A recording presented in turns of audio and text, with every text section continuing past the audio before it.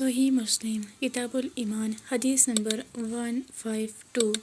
سلیمان بن بلال نے عبداللہ بن دینار سے، انہوں نے ابو صالح سے اور انہوں نے حضرت ابو ہریرہ رضی اللہ عنہ سے روایت کی کہ نبی اکرم صلی اللہ علیہ وآلہ وسلم نے فرمایا، ایمان کی 70 سے زیادہ شاخیں ہیں اور حیا بھی ایمان کی ایک شاخ ہے۔ صحیح مسلم کتاب الایمان حدیث نمبر 153۔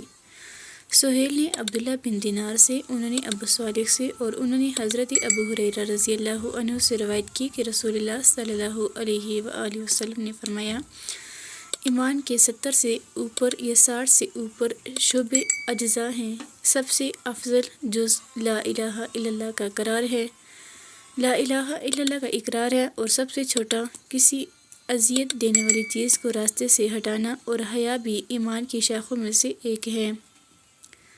صحیح مسلم کتاب الایمان حدیث نمبر 154۔ سفیان بن عیینہ نے زہری سے حدیث سنائی، انہوں نے سالم سے اور انہوں نے اپنے والد حضرت عبداللہ بن عمر رضی اللہ عنہما سے روایت کی کہ نبی اکرم صلی اللہ علیہ وآلہ وسلم نے ایک آدمی سے سنا جو اپنے بھائی کو حیا کے بارے میں نصیحت کر رہا تھا، تو آپ نے فرمایا، حیا سے مت روکو، حیا ایمان میں سے ہے۔ صحیح مسلم کتاب الایمان حدیث نمبر 155۔ سفیان بن عیینہ کے بجائے معمر نے زہری سے مذکورہ بالا سند کے ساتھ خبر دی اور کہا کہ آپ ایک انصاری کے پاس سے گزرے جو اپنے بھائی کو نصیحت کر رہا تھا۔